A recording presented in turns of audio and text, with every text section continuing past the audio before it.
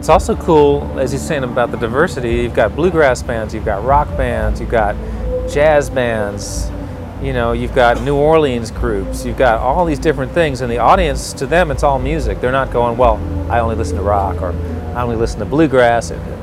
It's just very wide open, and that's how we listen to music. I think we just like good music of all kinds, so this is the kind of festival that we just love.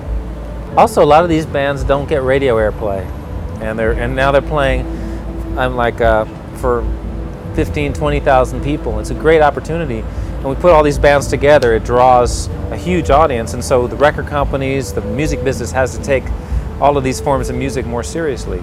It's like strength in numbers.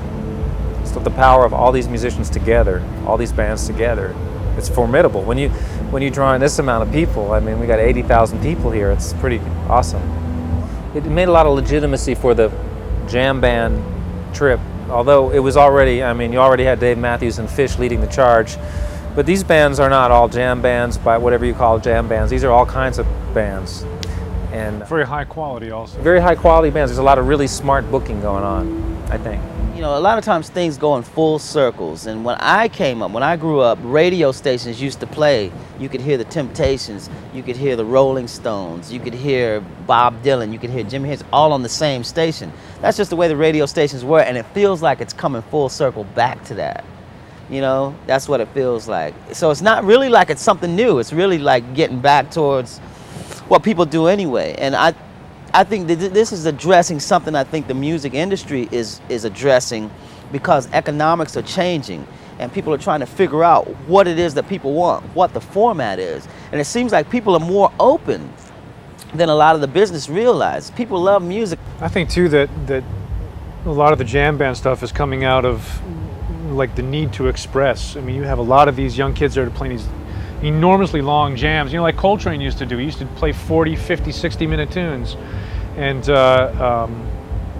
now you see a lot of these bands that are doing that kind of thing, and it's about this long expression. I mean, I think they have a lot to say, and I think that improvisation has made its way back in, like at a very, very high level, and people are digging it. People want to be challenged, you know.